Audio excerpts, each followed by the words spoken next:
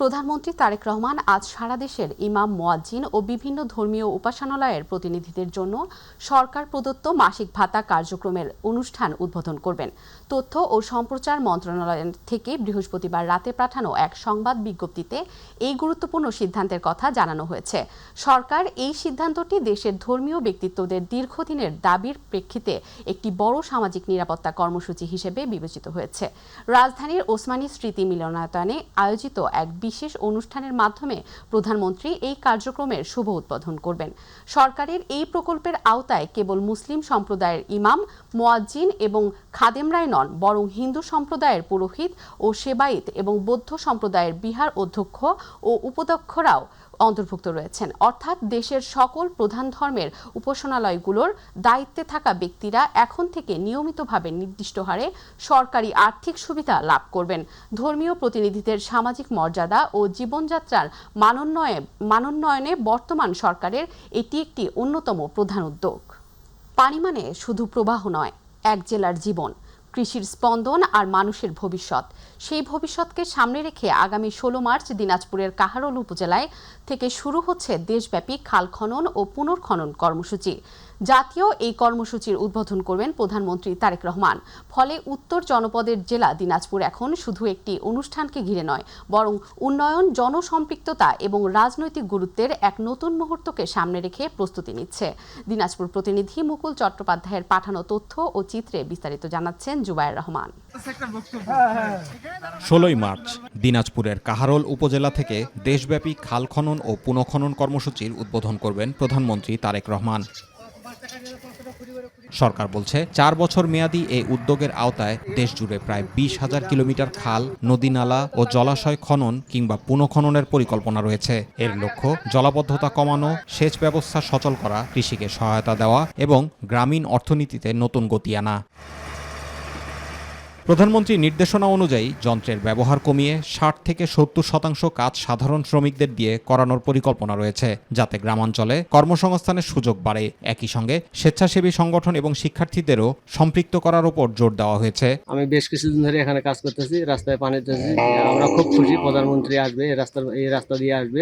নদীর সাইডে যেগুলা মাটি আছে উঁচা, পানি যদি ভরা থাকে, বান্ধা থাকে, সুচকে ঢুলে আমাদের উপরে পানি উঠানোর সুবিধা হবে। যেখানে যেখানে মাটি, রাস্তার পাশে মাটি, এখন যেখানে তারেক রহমান প্রধানমন্ত্রী ভাষণ দিবে সেই জায়গাটাতে মাটি মুটি দিয়ে ড্রেসিং করতেছি। জাতীয় এ কর্মসূচির প্রথম মঞ্চ হিসেবে দিনাজপুরকে বেছে নেওয়ায় জেলার মানুষের মধ্যে তৈরি হয়েছে আলাদা গর্ব এবং আবেগ। মাননীয় প্রধানমন্ত্রী আমাদের এলাকায় আসার জন্য আমরা সবাই গর্বিত। খাল খননের উদ্দেশ্যে উনি আসতেছেন, আমরা গ্রামবাসী সবাই তার জন্য দোয়া করি এবং আনন্দিত উপভোগ করি। এখানে প্রধানমন্ত্রী আসবে, খাল খনন উদ্যোগে আসবে, এখানে আমরা খুব আশাবাদী এবং আনন্দিত। এই আয়োজন এখন শুধু একটি উদ্বোধনী অনুষ্ঠান নয়, এটি দিনাজপুরের জন্য উন্নয়ন, মাটি আর মানুষের অনুভূতিকে একসঙ্গে বয়ে নেওয়া এক বিশেষ মুহূর্তে পরিণত হয়েছে। 28 কোটি মানুষের নন্দিত নেতা জনাব তারেক রহমান সাহেব, উনি আগামী 16 মার্চ উনি প্রথম ঢাকার বাইরে তার সফর আছে দিনাজপুরের কাহারোল উপজেলায়। সেখানে তিনি খাল খনন কর্মসূচি উদ্বোধন করবেন এবং একটা সমাবেশ করবেন। মানুষ, এলাকার মানুষ, দিনাজপুরের মানুষ অত্যন্ত উন্মুখ হয়ে আছেন যে 16 তারিখে ওনাকে বিপুল সংবর্ধনা দেওয়া হবে। উন্নয়ন ও স্মৃতির এই সমান্তরাল আয়োজনে 16 মার্চ তাই দিনাজপুরে নজর থাকবে পুরো দেশের। Zubayer Rahman, My TV news. পবিত্র ঈদ উল ফিতরের উৎসব শেষে ঘরমুখো মানুষের ফিরতি যাত্রা নির্বিঘ্ন করতে ট্রেনের অগ্রিম টিকিট বিক্রির দ্বিতীয় দিন আজ বিক্রি করা হচ্ছে আগামী 24 মার্চের ট্রেনের আসনের টিকিট। বাংলাদেশ রেলওয়ে বরাবরের মতো এবার আন্তনগর ট্রেনের 7 দিনের অগ্রিম টিকিট বিশেষ ব্যবস্থায় বিক্রি করছে। যাত্রীদের সুবিধার্থে শতভাগ টিকিট অনলাইনের মাধ্যমে দেওয়া হচ্ছে। সকাল 8টা থেকে অনলাইন রেলওয়ের পশ্চিমাঞ্চলের সব আন্তনগর ট্রেনের টিকিট বিক্রি শুরু হয়, আর দুপুর 2টা থেকে পূর্বাঞ্চলের সব আন্তনগর ট্রেনের অগ্রিম টিকিট বিক্রি করা হবে। সম্প্রতি রাজধানীর রেল ভবনে ঈদ উল ফিতর উপলক্ষে বিশেষ ট্রেন যাত্রার প্রস্তুতিমূলক সভায় এসব সিদ্ধান্ত নেওয়া হয়েছে। রেলওয়ের সিদ্ধান্ত অনুযায়ী 23 মার্চের টিকিট বিক্রি হয়েছে 13 মার্চ। এছাড়া 25 মার্চের টিকিট 15 মার্চ, 26 মার্চের টিকিট 16 মার্চ, 27 মার্চের টিকিট 17 মার্চ, 28 মার্চের টিকিট 18 মার্চ এবং 29 মার্চের টিকিট 19 মার্চ বিক্রি করা হবে। এছাড়া চাঁদ দেখার উপর নির্ভর করে আগামী 20, 21 ও 22 মার্চের ট্রেনের টিকিট বিক্রি করা হবে। পবিত্র ঈদ উল ফিতরকে সামনে রেখে জমে উঠেছে দ্বীপ জেলা ভোলার চর ফ্যাশনের বাজারগুলো। সকাল থেকে রাত পর্যন্ত উপজেলার বিভিন্ন বিপণির বিতান এবং জুতার দোকানগুলোতে চোখে পড়ার মতো ভিড়। পরিবার পরিজনের জন্য পছন্দের পোশাক ও জুতা কিনতে ক্রেতারা ঘুরছেন এক দোকান থেকে আরেক দোকানে। প্রতিনিধি শাহাবুদ্দিন হাওলাদারের তথ্যচিত্রে বিস্তারিত জানাচ্ছেন শবনম অবনী। ভোলা চরফ্যাশন উপজেলায় একটি পৌরসভা ও 21টি ইউনিয়নে প্রায় 6 লাখ মানুষের বসবাস, আর তাদের কেনাকাটার প্রধান কেন্দ্র হচ্ছে চরফ্যাশন বাজার।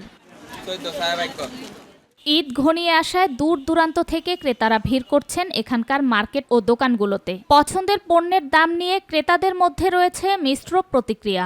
সামনে যেহেতু হচ্ছে সামার, অনেক বেশি গরম, তো হচ্ছে পাঞ্জাবিটা আমাদের কটন কাপড়ের পাঞ্জাবিটা একটু বেশ ভালো চলে। এবছর পার্সিয়ান কিছু ড্রেস আসছে নতুন মার্কেটে, এটা খুবই ভালো চলতেছে। আমি এখানে আসছি ঈদের জন্য জুতা নেওয়ার জন্য। আমি অনেক দোকান ঘুরেছি, বাট আমার এখানে জুতা পছন্দ হয়েছে, আমি এখান থেকে জুতা নিয়েছি। সব জিনিসই অতিরিক্ত দাম, মানে যেগুলো এমনিতে কেনা হয়তো 600 টাকা, ওগুলো এখন হচ্ছে 1000-এর উপরে বা 1500, 1600।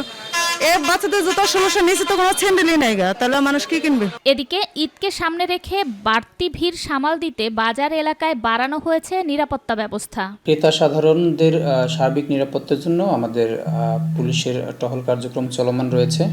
এরপরেও যদি কোথাও কোনো ধরনের অভিযোগ পাওয়া যায়, ক্রেতাকে হয়রানি বা তাদের নিরাপত্তা সংক্রান্ত কোনো বিষয় যদি আসে, আমরা সাথে সাথে এ বিষয়ে অ্যাকশন নেব। শবনম অবনী, মাই টিভি। যুগের সাথে তাল মিলিয়ে আধুনিকায়নের ফলে সারা দেশ জুড়ে ব্রাহ্মণবাড়িয়ার ঐতিহ্যবাহী পাদুকা শিল্পের আলাদা খ্যাতি রয়েছে। আসন্ন ঈদ উল ফিতরকে কেন্দ্র করে ব্যস্ত সময় পার করছেন পাদুকা শ্রমিকরা। দোকান মালিকদের নিকট থেকে পাওয়া অর্ডার অনুযায়ী পণ্য ডেলিভারি দিতে দিনরাত কাজ করে যাচ্ছেন তারা। তবে জুতা তৈরির কাঁচামালের দাম বৃদ্ধিতে গতবারের তুলনায় জুতা তৈরি ও আমদানি রপ্তানি কমে অর্ধেকে নেমেছে। বেকায়দায় পড়েছে ছোট কারখানাগুলো। প্রতিনিধি নুরুল আরাফাতের রিপোর্টে বিস্তারিত। বিদেশি জুতার সাথে পাল্লা দিয়ে তৈরি হচ্ছে নতুন নতুন জুতা। গুণগত মান ভালো, টেকসই হয় ব্রাহ্মণবাড়িয়ার জুতার কদর রয়েছে সারা দেশে। ঈদকে সামনে রেখে ব্রাহ্মণবাড়িয়ায় বর্তমানে 30টি অটোমেটিক মেশিন সহ প্রায় 60টি জুতা তৈরি কারখানায় ব্যস্ত সময় পার করছেন শ্রমিকরা। কাজ চলবে 27শে রমজান পর্যন্ত। এই মৌসুমের অপেক্ষায় থাকেন মালিক শ্রমিকরা। রমজান আসে, আমাদের চাপ বাইরে যা, অর্ডার অনেক আসে, কাজ করতেছি সময় মতো ডেলিভারিটা দেওয়ার জন্য। আর সামনে কুরবানি দেব, রমজান মাসে একটু চাহিদাটা বেশি থাকে। এসব কারখানায় অটোমেটিক মেশিন ও হাতে তৈরি হচ্ছে লেডিস, জেন্টস ও শিশুদের জন্য বিভিন্ন ডিজাইনের জুতা। তবে জুতা তৈরির উপকরণের দাম বাড়ায় হিমশিম খাচ্ছেন ছোট কারখানা মালিকরা। কিন্তু আমরা তো প্রযুক্তিগতভাবে পিছিয়ে আছি, যার কারণে আমরা আগাইতে পারতেছি না। এই জন্য যদি সরকার যদি আমাদের প্রতি একটু দৃষ্টি দেয়। বিক্রির অবস্থা অনেক খারাপ, আমরাও ঝুঁকির মধ্যে আছি, প্লাস আমাদের সাথে জড়িত প্রায় 5 থেকে 6 হাজার শ্রমিক হবে, তারাও ঝুঁকির মধ্যে, কর্মসংস্থান ঝুঁকির মধ্যে আছে। ইতিমধ্যে দেশের বিভিন্ন স্থান থেকে পাইকারি ব্যবসায়ীরা আসতে শুরু করলেও তা আশাব্যঞ্জক নয়। তবে সামনের দিনগুলোতে বেচাকেনা আরো বাড়বে বলে মনে করছেন কারখানা মালিকরা। অন্তর্বর্তী সরকার গেছে, তার জন্য ব্যবসা বাণিজ্য তো আমাদের বেশি ভালো হয়েছে না। নতুন একটা সরকার আসছে, আশা করি আমাদের সামনের দিনগুলো ভালো হবে। পাদুকা শিল্পে স্বয়ংসম্পূর্ণতা অর্জনের মাধ্যমে এগিয়ে যাবে দেশ, এমনটাই প্রত্যাশা সকলের। নুরুল আরাফাত, মাই টিভি, ব্রাহ্মণবাড়িয়া। পররাষ্ট্র প্রতিমন্ত্রী শামা ওবায়েদ ইসলাম বলেছেন, গত 12 মার্চ ত্রয়োদশ জাতীয় সংসদের প্রথম অধিবেশনের মাধ্যমে দীর্ঘদিন অকার্যকর থাকা জাতীয় সংসদ আবারও কার্যকর হয়েছে। শুক্রবার ফরিদপুরের নগরকান্দার তালমা মোড়ে স্থানীয় বিএনপি আয়োজিত ইফতার মাহফিলে প্রধান অতিথির বক্তব্যে তিনি একথা বলেন। শামা ওবায়েদ আশা প্রকাশ করে বলেন, এই সংসদে দেশের 18 কোটি মানুষের আশা আকাঙ্ক্ষার প্রতিফলন ঘটাবে। ইফতার মাহফিলে জেলা বিএনপির আহ্বায়ক সৈয়দ মোদারেসের আলী ঈশা, উপজেলা বিএনপির সাবেক সাধারণ সম্পাদক সাইফুর রহমান মুকুল, যুবদল নেতা তৈয়াবুর রহমান মাসুদ সহ জেলা ও উপজেলা বিএনপির এবং অঙ্গ সংগঠনের নেতাকর্মীরা উপস্থিত ছিলেন। বিরোধী দল, সরকারি দল সহ বাংলাদেশের সকল পর্যায়ের মানুষ, নারী পুরুষ, ধর্ম বর্ণ নির্বিশেষে সকলে মিলে ঐক্যবদ্ধ হয়ে আমরা নতুন একটি বাংলাদেশ গড়ার লক্ষ্যে কাজ শুরু করেছি। শুধু ঘোড়াঘাটেই নয়, পর্যায়ক্রমে সকল গ্রামগঞ্জের ভিক্ষুকদের পুনর্বাসন করতে চায়। শুক্রবার দিনাজপুর সফরে ঘোড়াঘাট রানীগঞ্জের ঈদগাহ মাঠে ইফতার ও দোয়া মাহফিলে যোগদানে রাতে নিজ গ্রামের বাড়িতে প্রতিবন্ধীদের হুইলচেয়ার বিতরণ ও চিকিৎসা সেবা প্রদান এবং সিংড়া ইউনিয়ন পরিষদ চত্বরে ভিক্ষুক পুনর্বাসনের ছাগল বিতরণ অনুষ্ঠানে গণপ্রজাতন্ত্রী বাংলাদেশ সরকারের সমাজ কল্যাণ এবং মহিলা ও শিশু বিষয়ক মন্ত্রণালয়ের মন্ত্রী অধ্যাপক doctor AZM Zahid Hossain MP এসব কথা বলেন। এ সময় তার সহধর্মিনী ডাক্তার শরীফা করিম স্বর্ণা, জেলা বিএনপির সহসভাপতি আতিকুর রহমান রাজা, জেলা সমাজসেবা কর্মকর্তা, উপজেলা নির্বাহী কর্মকর্তা, 4 উপজেলার বিএনপি নেতৃবৃন্দ সহ অনেকে উপস্থিত ছিলেন। সকল ভিক্ষুক যারা ভিক্ষাবৃত্তির সাথে সম্পৃক্ত তাদের সবাইকে আমরা দিতে পারি নাই, তবে আমি আপনাদেরকে কথা দিতে চাই, আমরা অবশ্যই গ্রাম প্রতিটি ওয়ার্ড এবং ইউনিয়নে কতগুলো আছে সেগুলো বের করে আমরা আপনাদেরকে পুনর্বাসিত করতে চাই। বরিশাল নগরীর কাউনিয়া এলাকায় জননন্দিত টেলিভিশন মাই টিভি পরিবারের পক্ষ থেকে প্রতি বছরের ন্যায় এবছরও পবিত্র মাহে রমজানে কাউনিয়া হাউজিং এলাকায় হযরত বেলাল ইবনে রাবাহা জামে মসজিদে কয়েক শত মুসল্লিদের ইফতার করানো হয়। এ সময় উপস্থিত ছিলেন মাই টিভি বরিশাল অফিসের উপদেষ্টা আলমগীর হোসেন, সিনিয়র প্রতিনিধি আব্বাস উদ্দিন বাবলা, মোহাম্মদ আলী হায়দার, বরিশাল অফিস ম্যানেজার মুরাদ আহমেদ, বরিশাল প্রতিনিধি পারভেজ রাসেল সহ স্থানীয় গণ্যমান্য ব্যক্তিবর্গ। ইফতার পূর্বে মাই টিভির প্রতিষ্ঠাতা চেয়ারম্যান মমতাময়ী মা, মরহুমা ওমেদা বেগম এবং মরহুম পিতা আলতাফ হোসেনের রুহের মাগফিরাত কামনা করেন। পাশাপাশি মাই টিভির চেয়ারম্যান নাসির উদ্দিন সাথী ও পরিচালক তৌহিদ উদ্দিন আফ্রিদির নামের মিথ্যা মামলা প্রত্যাহার ও দ্রুত মুক্তি কামনা করে মসজিদের ইমাম হাফেজ মাওলানা মোহাম্মদ তানজিলুর রহমান বিশেষ দোয়া মোনাজাত করেন। পবিত্র মাহে রমজান উপলক্ষে চট্টগ্রাম নগরীর হালিশহর এলাকায় জি ব্লক মসজিদ প্রাঙ্গণে অসহায় ও দুস্থ মানুষের মাঝে ঈদ উপহার সামগ্রী বিতরণ করা হয়েছে। সামাজিক সংগঠন রানার্স অ্যাসোসিয়েটের উদ্যোগে আয়োজিত এই কর্মসূচিতে এলাকার সুবিধাবঞ্চিত মানুষের মাঝে বিভিন্ন ঈদ উপহার তুলে দেওয়া হয়। অনুষ্ঠানে সংগঠনের সিনিয়র সভাপতি জাহাঙ্গীর আলম, সাধারণ সম্পাদক নুরুল ইসলাম, যুগ্ম সাধারণ সম্পাদক নুরুল মোহাম্মদ এবং অর্থ সম্পাদক সাইফুল ইসলাম সহ সংগঠনের অন্যান্য সদস্যরা উপস্থিত ছিলেন। এ সময় সংগঠনের নেতৃবৃন্দরা জানান, সমাজের অসহায় ও দারিদ্র মানুষের পাশে দাঁড়ানোই তাদের মূল লক্ষ্য। ভবিষ্যতেও এ ধরনের মানবিক কার্যক্রম অব্যাহত থাকবে বলে তারা আশাবাদ ব্যক্ত করেন। পবিত্র মাহে রমজান ও গাউসুল আজমের দ্বিশত জন্মবার্ষিকী উপলক্ষে চট্টগ্রামের রাউজানে অসহায় পরিবারের মাঝে সহায়তা প্রদান করা হয়েছে।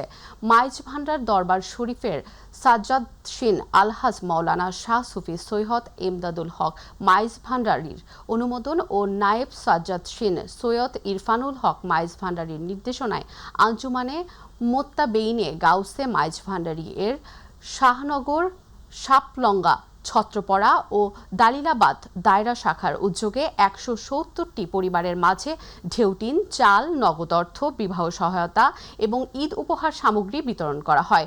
অনুষ্ঠানে সভাপতি শফিকুল আলম সুমনের সভাপতিত্বে এবং নাসির উদ্দিনের সঞ্চালনায় অনুষ্ঠানে প্রধান অতিথি ছিলেন অধ্যাপক মেজবাউল আলম ভূঁইয়া। বক্তারা বলেন, মাইজ ভান্ডারীর তরিকার মূল শিক্ষা হচ্ছে মানবতা, স্রষ্টার সকল সৃষ্টিকে ভালোবাসা এবং সহায়তা করা।